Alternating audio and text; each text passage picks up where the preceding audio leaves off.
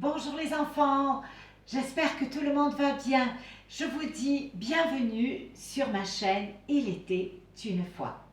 Alors l'histoire que je vais vous partager aujourd'hui n'est pas une histoire qui se trouve dans la Bible, mais c'est une histoire vraie. Une histoire qui s'est passée il y a quelques années de cela, dans le nord de la France.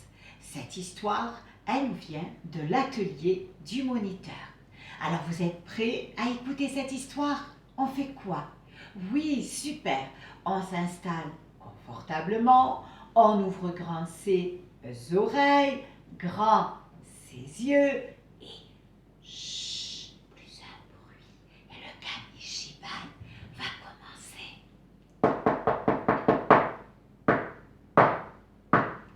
Clic-clac, ouvre-toi. Clic-clac, ouvre-toi. Clic-clac, ouvre-toi. L'hiver de Laurence. Tout au nord de la France, les hivers sont froids et longs, très longs. Le vent vif pénètre partout. Et quand la pluie s'en mêle, il vaut mieux rester bien au chaud à la maison.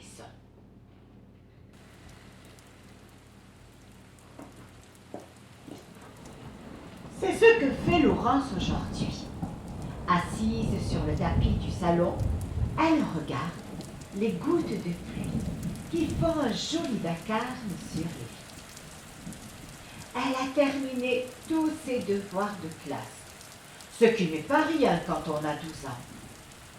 Elle se sent si bien, adossée au canapé et bercée par le doux ronronnement du poêle qui chauffe courageusement toute la maison.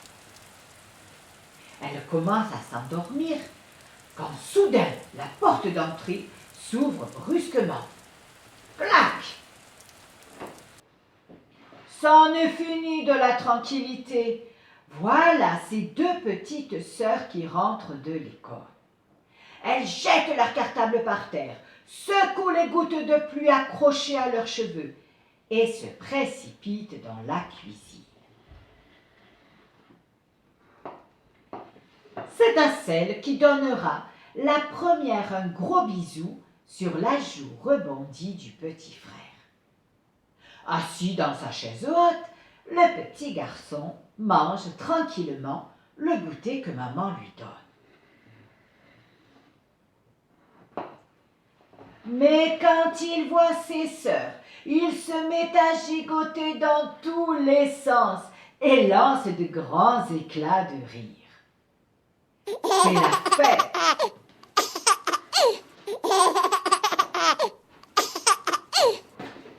Maman sourit, mais juste un peu. Laurence l'a bien remarqué. Les sourcils de maman sont légèrement froncés. Même si elle essaye de le cacher, Laurence sait bien que maman est inquiète.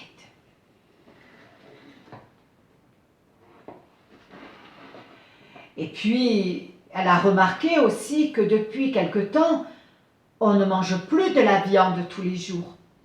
Plus question d'acheter des friandises. Pas de doute, il n'y a plus assez d'argent à la maison. Pourtant, papa travaille à l'usine et rapporte son salaire. Mais la famille est grande.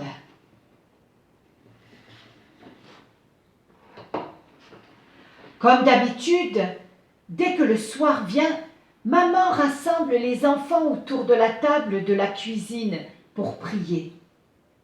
Alors tout le monde baisse la tête, ferme les yeux. Et de sa voix douce et ferme, maman remercie le Seigneur pour tout ce qu'il leur a donné dans la journée.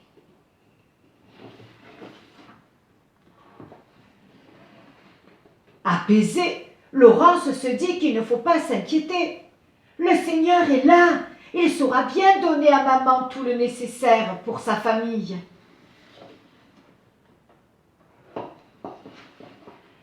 Enfin, l'hiver est terminé.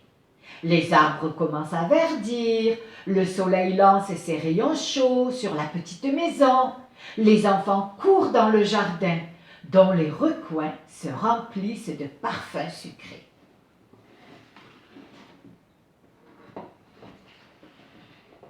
Ce soir-là, au moment de la prière, maman est tout émue. Alors elle regarde ses enfants avec des yeux pleins de joie et se met à raconter la merveilleuse expérience qu'elle a vécue pendant ce long hiver.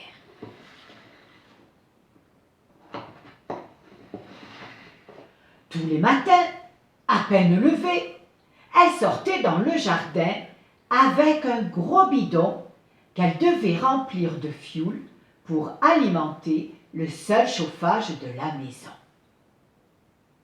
Mais voilà qu'au milieu de l'hiver, elle s'aperçut que la cuve de fioul était vide. N'ayant plus d'argent, elle se demandait comment elle allait faire pour la remplir. Le lendemain matin, comme d'habitude, elle sortit avec le bidon et tourna le robinet, sachant malgré tout que la cuve était vide. Et là, les enfants, à sa grande surprise, le fioul coula et remplit le bidon.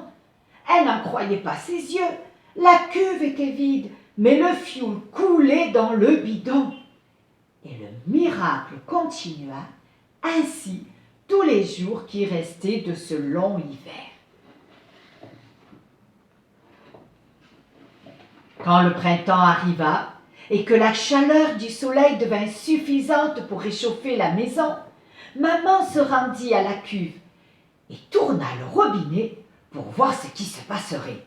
Et là, plus rien ne coula. « Oh les enfants, dit maman, nous avons été témoins de la bonté de Dieu durant la moitié de cet hiver. Mes enfants, remercions tous ensemble le Seigneur pour sa fidélité, pour sa grandeur. Nous avons eu la preuve qu'il ne laisse pas les siens dans le besoin. N'est-il pas écrit dans la Bible, quand tu seras dans le malheur, fais appel à moi, je te sauverai et tu chanteras ma gloire. » Et puis, dans la Bible, il est aussi écrit que Dieu nous aime. Son amour est immense. Vous voyez les enfants, cette famille aimait le Seigneur, lui faisait confiance et croyait que le Seigneur prenait soin d'eux. Et toi, dis-moi derrière ton écran, est-ce que tu crois que le Seigneur prend soin de toi et de ta famille? Si Jésus est ton sauveur, alors il s'occupe de toi pour tous tes besoins. Pas tes caprices, mais tous tes besoins. Et puis la Bible dit aussi que nous sommes ses enfants. Et lui, c'est notre super papa.